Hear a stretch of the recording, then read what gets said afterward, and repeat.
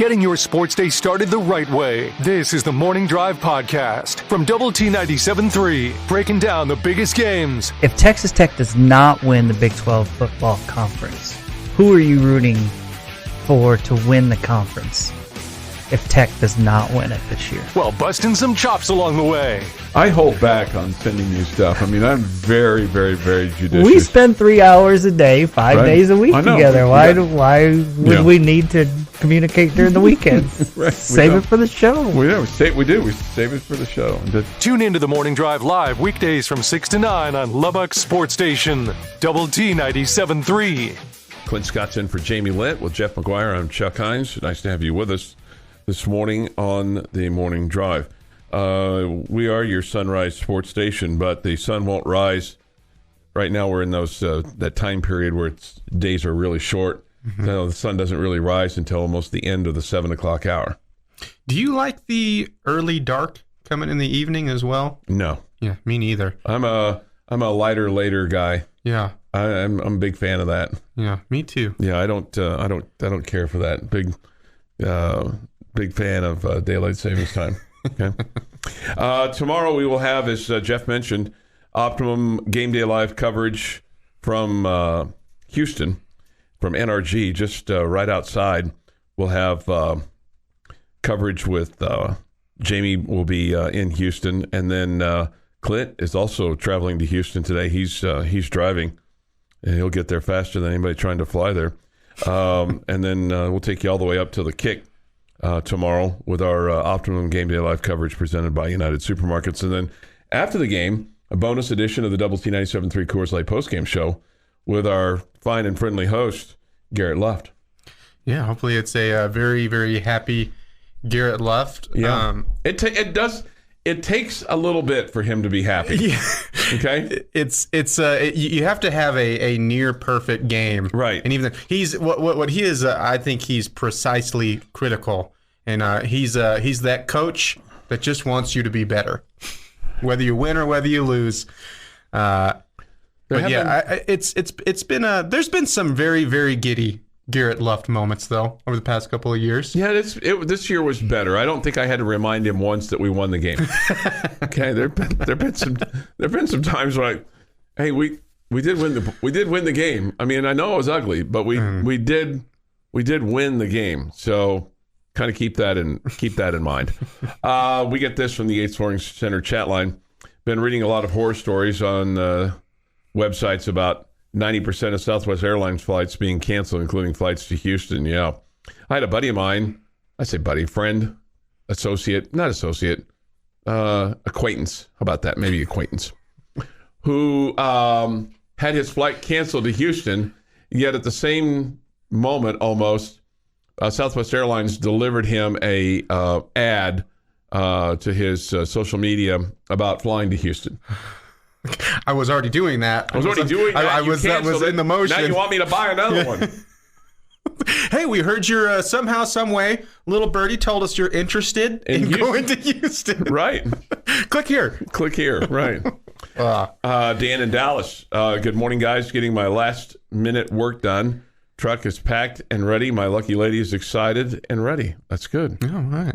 Good morning. Hope you all had a wonderful Christmas. Yes. South Texas Ambassador Preston. I bet you didn't know we had ambassadors on this program. I did not. No, that's pretty good. He represents us in South Texas, our friend Preston. He says, my buddy Matt Mills provided the stock for yesterday's Tech football rodeo at the Texas Bowl. Okay. Well, that's awesome. That's awesome. Yeah, that's good. Yeah. When are we going to have a Raymar rodeo? I know we have a bull rider. You could do the announcing. You'd be great at it. Oh, I could be the PA guy. Oh yeah. Okay. Like in the chute, Choice Woodman, he's off. And he's off. And he's off his bull. And here comes the stretcher. Yeah. All that. 6:35 this morning here on the Morning Drive. Thoughts, comments, Yates Flooring Center chat line. Go to doublet973.com for that, or the mobile app. We will have bowl games for you today on 100.7 The Score. It all begins at 11 with the Camilla Bowl. This is Buffalo and Georgia Southern. Both teams are 6-6. Okay. Then we'll also have the Birmingham Bowl from Birmingham. Tech has participated in this bowl before. East Carolina and Coastal Carolina. Coastal is 9-3. East Carolina, the Pirates, are 7-5. And then later on tonight, Oklahoma State and Wisconsin. Okie State is 7-5. Badgers are 6-6. They have a new coach, although the interim coach is coaching this team. Luke Fickell, though, will be on a headset. Yeah, and it's crazy because when you add in the original announcement of the 4 teams that are coming to the Big 12, it just seemed like, boy, yeah, Luke Fickell, he's set. Going to be a Big 12 coach. He's going to get that Power 5 job without having to go to, boy, is he going to get the Notre Dame job? Well, will something of an Ohio State level that seems like that was the interest level, would that ever even be open? Doesn't feel like it. And then now at Wisconsin. And that's one of these bowl games where check at the start of the season, if I said, boy, look forward, it's going to be Oklahoma State and Wisconsin, you thought maybe that they did pretty well and finished second and third in their own conference, but you get here and Oklahoma State was a dumpster fire at the end and Wisconsin fired their coach. Yeah, so, right. It's one of those weird matchups right now. Are you into the bowl season, or are you do you pick and choose your bowl games? I used to be a lot more into to bowl games in the bowl season, and to be honest, the opt-outs over the past few seasons have kind of taken me out, and it just feels like there's just so many. So I've gotten more to the point where I pick and choose now. And also just, it rivals with college basketball, so that usually takes up more of my time right now. But to say like, hey, you're going to tune into a bowl game with like UAB and Troy, not so much. Used to be more. Yeah, I'm pro day sports though. Pro day sports. Way more into the NFL for me than these nondescript bowl games. Yeah. I will tune in for most of the Big 12 ones. Like I plan on watching the Oklahoma State one tonight when I get there just to see what they look like. But that could be a very weird showing. Yeah, I mean, you don't even have to worry about the opt-outs with them because you know that, I mean, a lot of that Oklahoma State roster entered the transfer portal, a lot of guys with a lot of experience. But the way they were playing, you asked the question, which I think is a valid question around this time of years, who wants to actually be in this bowl game? I have no idea what the Cowboys are going to look like, but I can't imagine offensively it's going to be very pretty. Yeah, and you start to wonder, at what point in time does Mike Gundy's kind of welcome wear out there, or his act wear out there? Yeah, and he's gone through some rough patches with donors and with roster guys and athletic directors. I mean, it hasn't been smooth sailing, but you look up and at the same time, he's the third longest tenured head coach behind Kirk Ferentz, and I'm blanking on his name, from Utah. But I bet he's got a couple more years. I think it would take at least 2 seasons just like this, because again, they're still at a bowl game. Still 6 wins, and he hasn't. I think the one season that they don't finish with 6, I think he'd be gone. This is the Morning Drive podcast from Double T 97.3, getting you ready for today's sports day. 3 of the first 4 games have been at home, so at some point in time you're going to have to venture outside the 806. So that'll start this week, while having a little fun along the way. Always good if you can blame it on somebody else, right? Yeah, sure. Especially some media guy. Sure. Right, some media guy. Catch the show live weekday mornings from 6 to 9 on Lubbock Sports Station, Double T 97.3. 27 December 2022, last Tuesday of the year. With this day in sports history, here's Jeff McGuire. To start in 1919, Red Sox owner Harry Freese announces they will deal any player except Harry Hooper. I'm going to go ahead and spoil the story later in the year. Hooper would be sent to the White Sox after the 20 season. Okay. I think that was like a marketing tactic to get rid of him. We Maybe. won't trade Harry Hooper. That's the only one. Wink. Right. 1953 American Football League Championship, Briggs Stadium. Detroit Lions beat Cleveland 17-16 to retain their title. 1960, the 1961 NFL Draft took place. Tommy Mason of the University of Tulane is the first pick by the Minnesota Vikings. In 1960, on this day, they did the 1961 draft. Well, the draft for the 61 season. Okay. No, I got you. It just seemed a little odd that they couldn't wait. It seems very morning drive appropriate. They couldn't wait like 4 or 5 days to get to 1961 for the 61 draft. I think that was a big deal then. Anyone like up in arms? Right. Still 1960. 1964, the National Football League Championship took place at Cleveland Stadium. The Browns shut out the Colts 27-0. It was the last championship won by a Major League Pro Sports team from Cleveland until the 2016 NBA Cavaliers. 1973, Dodgers announced night games will start at 7:30 instead of at 8. Ooh, big push there. Well, I mean, it'll just delay even more the Dodger fans who notoriously get there late. They couldn't get there at 8, so therefore 7:30. That sounds like what they should have done is still had it at 8. And it could have been like what my mom would do. Okay, we're leaving at 6:30. Be ready to leave at 6:30 when we're actually leaving at 7. So when I was ready to leave at 7, we were on our way. We were on time, right? 1981, Oiler Wayne Gretzky becomes the first NHLer to get 100 points in the fastest amount possible of 38 games. Wayne Gretzky's a requirement of every day of this day in sports history, right? Yeah. You'd be surprised how often I sip something from him. Yeah. However, being the youngest NHLer to get 100 points, I imagine. No, there's no doubt. It says something, right? 1991, Bengals hired Dave Shula as the youngest NFL coach at 32. That did not work out. Did not. It's National Fruitcake Day. No. Completely out. I complain about it a lot for someone who hasn't had a piece of fruitcake in probably like 8 years, but I don't necessarily want to. Just doesn't seem appealing. I saw some at the store the other day. It was that you know that they're trying to get rid of stuff when they try to sell it right there at the cashiers. Like, hey, would you like some of this? No. It's trying to do the last thing that you see. Oh, yeah, and on your way out, you get a Snickers, Kit Kat, or fruitcake. And, I'm out. No. Well, and that's a bad dessert, too, because there's desserts that are kind of iffy that people go, well, you can't get store-bought. Like my mom makes a great ginger snap. No one goes like, oh, you haven't lived till you've tried my grandma's, fruitcake. She just knocks it out of the park. No one even says that. Out. Happy birthday to Bill Goldberg, who's 56. Oh, yeah. Nick Chubb, 27. Savannah Guthrie, 51. John Amos is 82. Cole Hamels, 39. Nolan Richardson is 81. Golly, I didn't know he was still alive. Carson Palmer, 43. And Chuck and Clint's favorite, it might be the reason you two people are here, Bill Self, 61 today. How about that? Happy birthday.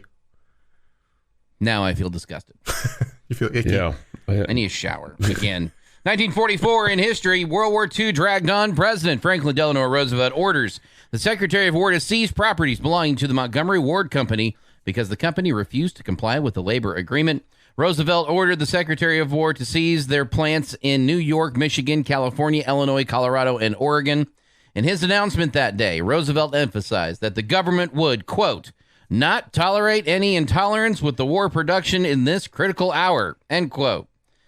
He issued a stern warning to labor unions and industry managements alike. Quote, strike in wartime cannot be condoned, whether they are strikes by workers against their employers or strikes by employers against the government. And that is this day in sports history. Okay, this day in sports history. John Amos, he was in Good Times, he was in Roots, but he was also a college football player. He played for Colorado State, played for the Rams. He's also a Golden Gloves boxing champion. He signed a free agent contract with the Chiefs. Hank Stram, then the coach said, you're not a football player. You're a man trying to play football.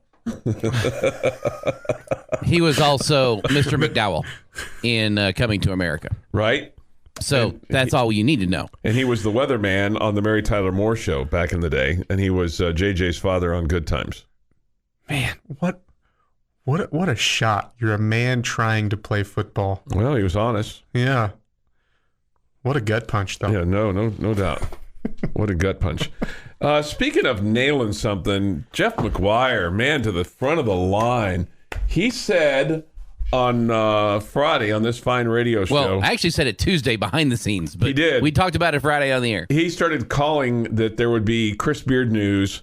He felt like that there would be a big news dump on Friday afternoon. I think you said about 3:15. You were off I said sometime between like 3 and 3:30. Yeah. But if it went to 3:45, it wouldn't surprise me. Sometime in that ballpark. Yeah. He had predicted that Texas was going to announce that Chris Beard was going to come back and coach. What it was is if they didn't fire him then he would coach another game. Oh, that's right. That's right. Thank you. It feels like you are currently in the correct camp with how this is starting to shake out. I still don't see any way that they can bring him back. Certainly, what Pay his attention. They're doing it. Certainly what his fiance said was attempt to save some money or capture some money back. But man alive, what a mess that is. I still feel like the lawyers are negotiating a settlement. Yeah, and maybe it just feels like, because I always thought there was I had it 5% chance that he's back just because you never know in today's world of sports. But now it at least feels like that percentage has grown immensely from one news headline. Do you think it's 50-50? I think so. Yeah, okay. I think it's 50-50. You're listening to the Morning Drive podcast from Lubbock Sports Station, Double T 97.3, recapping the night that was in the world of sports. A little bit later on tonight, we'll have the Astros and the Diamondbacks. That'll be at 8. And then the Rangers playing at Seattle tonight. And also bringing some humor to your day. Was it pretty big? Yeah, I mean, Impressive? Yeah. Was it fascinating? I thought it was fascinating. It kind of smelled, but I mean. Hear the show live weekday mornings at 6 on Double T 97.3 or on the Double T 97.3 mobile app. Clint Scott is in for Jamie and Jeff McGuire. I'm Chuck Heinz. Jamie will be joining us tomorrow from Houston. Clint's going to drive down to Houston today, and we'll have Optimum Game Day Live coverage presented by United Supermarkets all day tomorrow, stem to stern, including the Double T 97.3 Coors Light postgame show, courtesy of Garrett Luft tomorrow night. It'll be early into the morning, so my guess is, it's an 8 o'clock kick, so about a 3.5, 4-hour game. And then an hour post game. That'll put the Double T 97.3 Coors Light post game show on the air about 2. Yep, about 2, between 1:30 and 2, I would think. Yeah.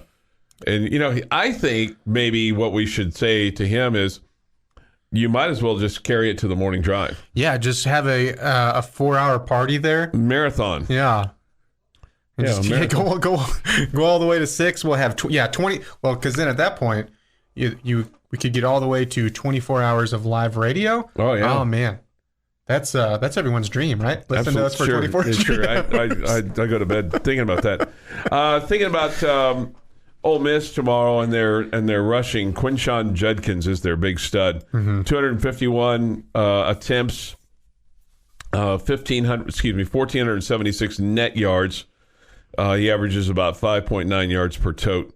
16 touchdowns, and his longest run was 61 yards. They have another runner, Zach Evans, who's rushed for about 899 yards on the season. Yeah, that's the TCU transfer, and it's funny with those guys.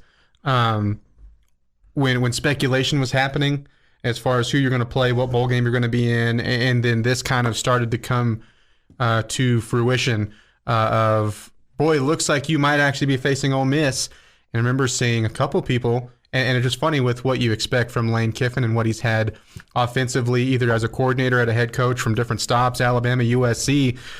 Someone went, oh man, I really don't want to face a passing attack right now with what you saw against Oklahoma. And it's like, well, good news, bad news. Good news is you're not facing a passing attack.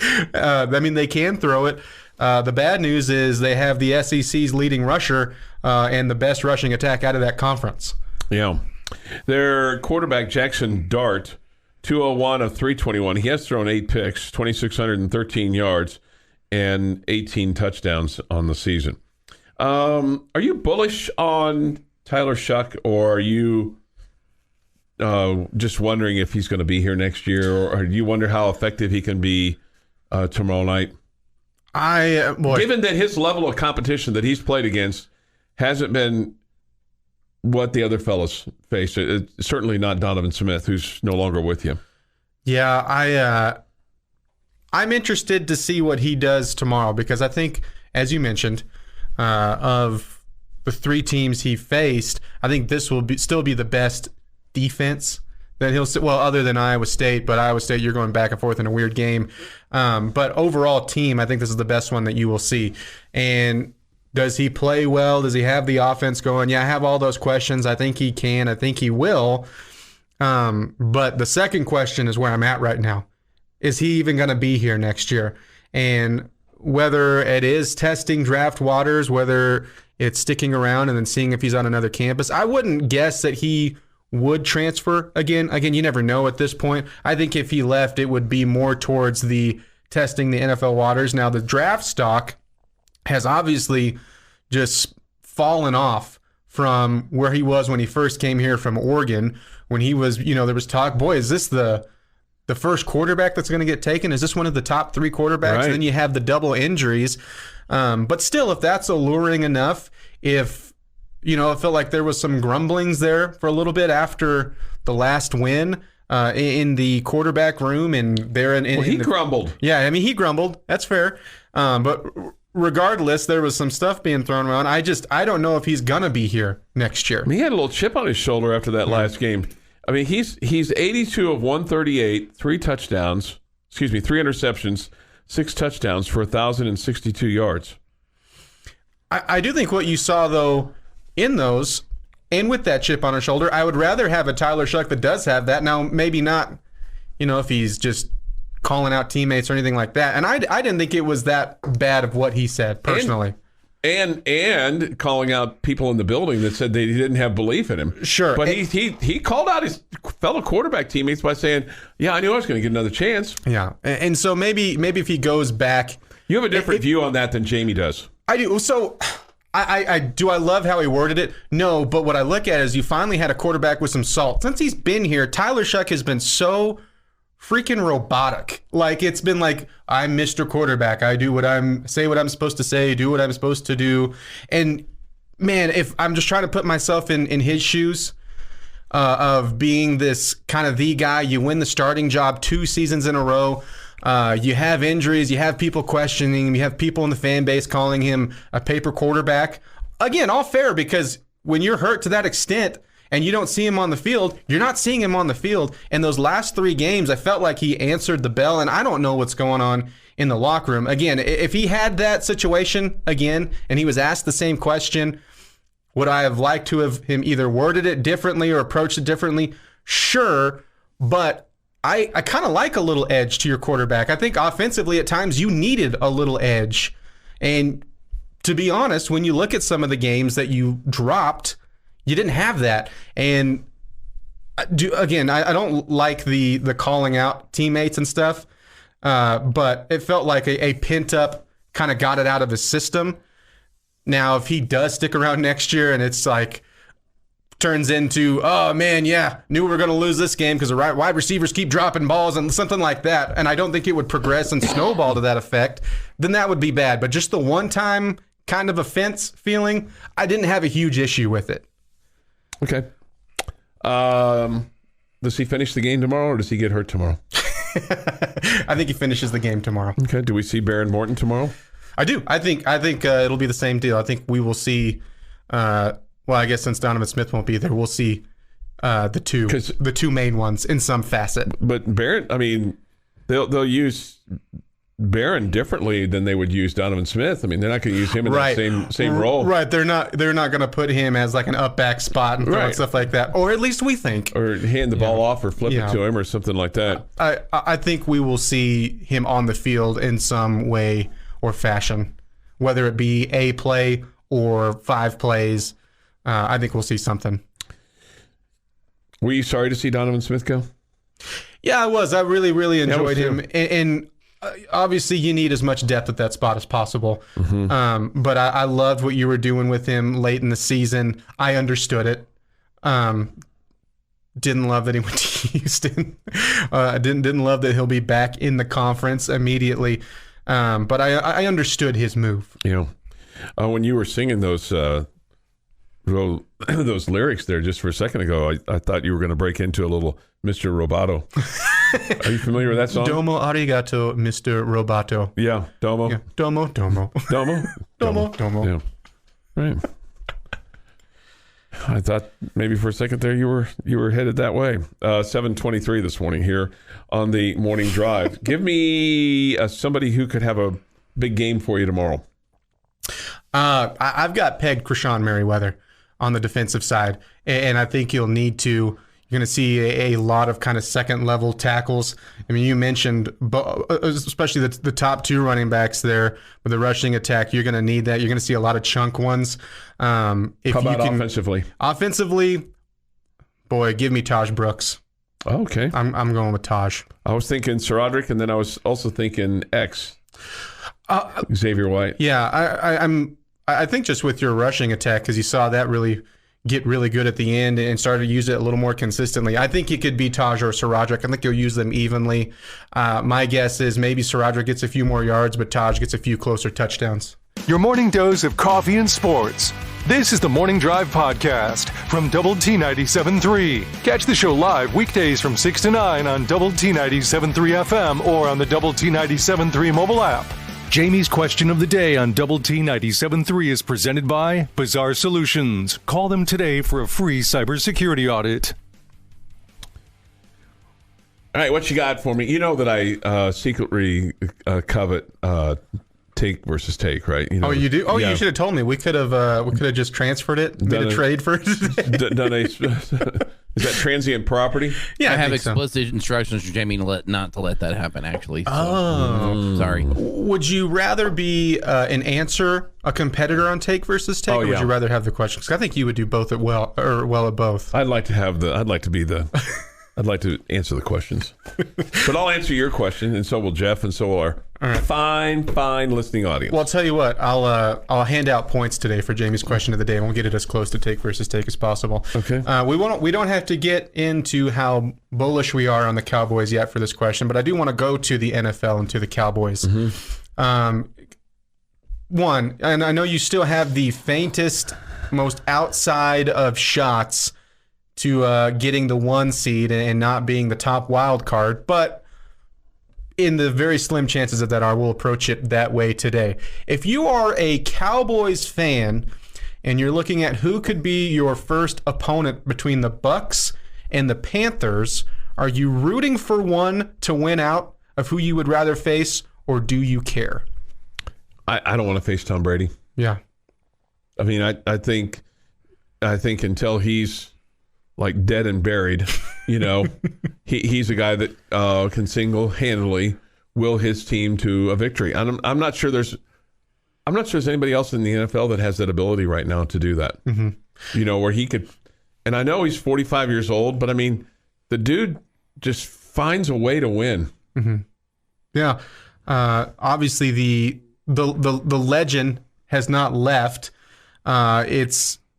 I'm with you right now in that it doesn't matter how down of a year that he's finally having. Still, the name Tom Brady is still there. You still kind of the same thing with Aaron Rodgers. I wouldn't want to see Aaron Rodgers, even though they're a completely different boat right now. But from a Cowboys standpoint, guys that have owned you when you have played them, which, it's been more recent that you've seen them more, for him finally being in the NFC, but the greatest of all time, depending on how you look at him, is still going to find a way to be dangerous in the playoffs, even if they come in with a losing record. I'm just curious if, as a whole, of the Cowboys fan base, if they still put stock into that. Jeff? I would rather face the NFL All-Pro team than the Tampa Bay Buccaneers in the first round of the playoffs. Because at least losing to the NFL All-Pro team would make sense. Mm-hmm. It's not going to make any sense to lose to the Tampa Bay Buccaneers in the first round of the playoffs. Mm-hmm. You're going to, because Tom Brady is their quarterback. So no confidence level if that none, matchup zero, zero, nada, zilch. I'm with him. Leaning toward negative numbers in confidence versus the Tampa Bay Buccaneers. How about the Carolina Panthers? I mean, they still have a shot at getting into the playoffs. It's crazy.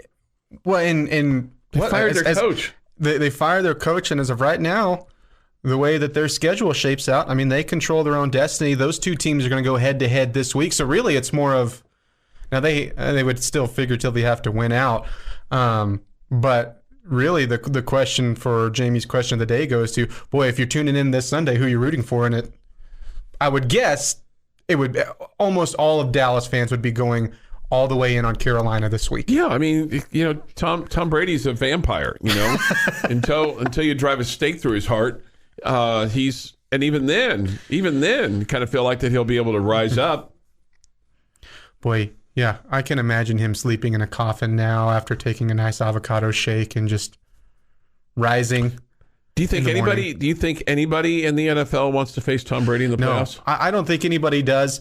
And the other side of that too, you shouldn't have to worry about them as much as a Cowboy standpoint. But I said the name Aaron Rodgers, and they've had a down season. But how about them? They're still in the hunt and have yet to be eliminated. It's funny in a season where finally the two of the, top name quarterbacks that have been around forever, have dominated the NFL forever, have won consistently MVPs and stat leaders, all of that. Even in a down year, I see either of those names from the NFC, and I don't want to be facing them right now. From the Tom Brady standpoint, again, the legend status, he has been there, which goes a long ways in the NFL. He has done that. And now from the same team that he's on in the NFC, it was the first time they did it with Tampa. I think there were some questions because he was surrounded by guys in a coaching staff who hadn't. But now, whether it's gone poorly this year or not, I don't want to face the legend status. And if it's an Aaron Rodgers, if they play their way into the playoffs as they are starting to kind of traject themselves, do you really want to face a red-hot Aaron Rodgers in the playoff? I don't. Yeah, I don't think the Packers are going to make the playoffs. I don't think they will, but if they do, the chain of events of them just winning and winning and winning, which the NFC standings right now, they are 7-8. The Lions are 7-8. The Seahawks are 7-8. And those are the three that are on the outside looking in. Do you think all four NFC East teams get in? No. I think the Commanders will fall out. How likely is it that Cliff Kingsbury survives with Arizona? Oof. Man, I was reading an article, and it seemed very rumorish, but Cliff Kingsbury could walk away on his own accord. Why would he walk away from that extension? The extension is what kind of stops me. The Cardinals put themselves in a very strange situation where he's on now that Rule is gone and now that Hackett has been fired, feels like he's on the hottest seat by far in the NFL. Yeah. But how much does that 5-year extension, just being the first year of that, how much does that weigh into them keeping him around? Because it seems like they're ready for just a destruction, not just of him, but, boy, Kyler Murray. Who wants to come in and coach him right now? Yeah, I thought that was a mistake. It's easy to say that now, but, just to me, Kyler Murray looks like a high school quarterback. Yeah, and there's clearly maturity issues. You don't have a leader right now. It's just a mess over there. He's not tall enough. Yeah, I don't play as much into the height, but when your maturity is your height, that's that's not good. You're tuned in to the Morning Drive podcast from Double T 97.3, recapping the night that was in the world of sports. That's not to say that they don't respect the run game that you have, but you're talking about one quarterback leading the conference in passing so far this year. And remember, he didn't start the first game. All right. Still played a lot, though. And also bringing some humor to your day. I just don't want to disappoint you.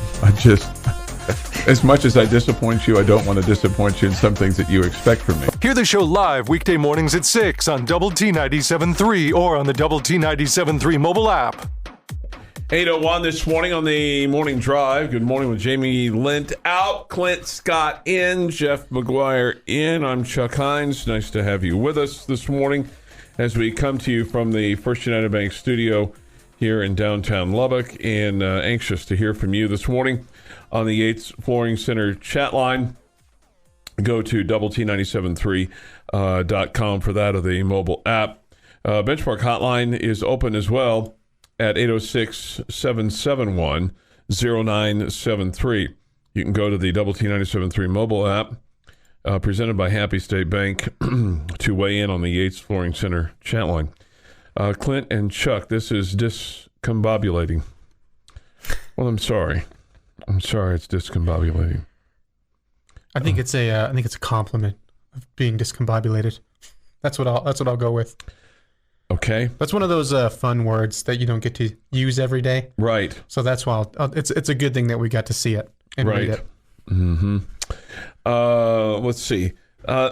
We'll have for you on the air today three different Bulls games. The Camilla Bowl. I always think of the hurricane with that, like Hurricane Camilla. I always think that is a bad name for a bowl, Camilla, because of the hurricane. Yeah. Is it Camilla or Camellia? Probably Camellia, but I always think of it as Camilla, the hurricane. Okay. I'll think of it as Boy George instead. Okay. Then we'll have the Birmingham Bowl at 6:45 tonight on 100.7 The Score, and the Guaranteed Rate Bowl, which is Okie State and Wisconsin. Do you care who wins any of these games? Generally, especially this year, I will root for Big 12 teams, all but three, Kansas State, Texas, and Oklahoma. And it didn't used to be so much for Oklahoma, but now with those two until that they leave the SEC, I do not want them to have postseason success. Mm-hmm. Now, like the other night when I was sitting there and I was rooting for Baylor to beat Air Force, were you really? Was I distraught? Why? I am one that wants the conference to see respect. I do, and I don't care about that. I get that not everyone like that. I mean, not everyone buys into that, but especially this year, after any sort of thing I can throw back at the Big Ten, trying to make it the Big Two and all of that, even though top to bottom, Big 12 is a much more viable football conference than what the Big Ten is, because their floor is certainly lower than what your conference's floor is. I do buy into that. And now, that being said, like when I was rooting for Baylor the other night and Air Force was just, shoving it down their throat, was I just distraught? Yeah. No. I was still laughing a little bit, and it got to the point where I got past that and was enjoying the result. But it's in general, we'll root for 70% of the Big 12. Somebody hyphenatically spelled the hurricane for me out for Hurricane Camille. Yeah, Camille. That's right. Camille. I don't know why. It's like, I don't know if you knew this or not, because I don't know how much you listen to this fine, highly produced, well-organized radio program that we have here called The Morning Drive. But did you know that probably for the entire time that it's been built, and I still am suspect of it, down the street is the Buddy Holly Hall. Mm-hmm. Okay.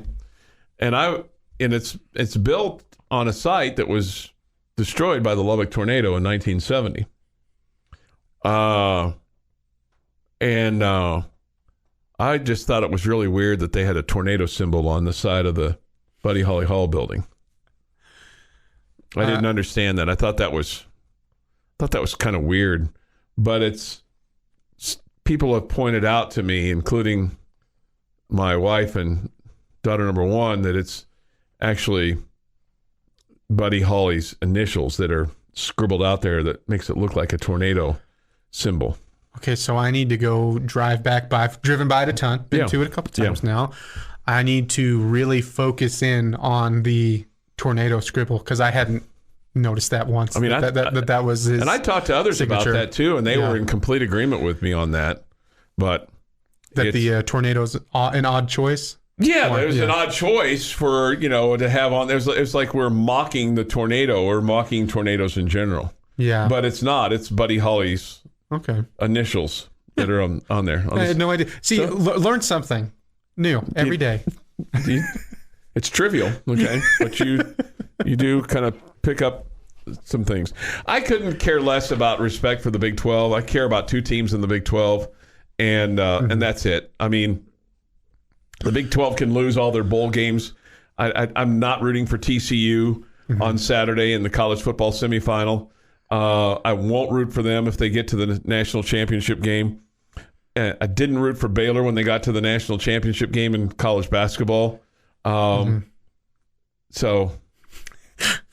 basketball is a little bit different for me. I tend to do the opposite of what I do because the way that I look at it right now where the Big 12 is, in basketball, the conference is going to take care of itself. It's already the best conference to me in college basketball. I don't think very many will dispute that. There will be some, but I think overall there is a healthy respect for Big 12 basketball where there is not. You've won the last 2 championships and you should have won the last 3. And there is not that same level of respect in football, and especially as you approach the new conference. Basketball is just going to get better with the teams you're bringing in, or at least be at the same level. Football, you're in a brand new world. I'm not going to die on the hill of saying, fighting with someone of why they should be rooting for the Big 12 because I get it. Don't get me wrong, I get it. But but football-wise, you're just not on the same playing field that you are with basketball, and I guess that's where I'm coming from when I am rooting for the Big 12 in these bowl games. And again, there are still the ones that I won't, and really as far as the new Big 12, it's just the one that I hate the most in the conference, and that is those Purple Kitties. Roll Tide. But as a whole, that's where I come from when I'm rooting for the Big 12. It's not I just really love everybody in the conference, hands together. I just think it's more of a kind of taking some medicine to help you be better. So let me ask you this, and then because I want to get to the Cowboys. So if you had your choice of the Big 12 being dominant in college basketball like they are, or dominant in college football like they aren't, would you flip it, or would you stay with the way that it is? No, I'm too big of a college basketball fan. Yeah, I'm with you on that. Yeah, I wouldn't flip it. Yeah, I know that's the slim percentage answer, but it's my honest answer. It's with you two. That's the extent of that. Give that answer. Now, I don't care about the rest of the Big 12 other than a couple of teams. You've been listening to the Morning Drive podcast from Double T 97.3. For more from Lubbock Sports Station, go to doublet973.com.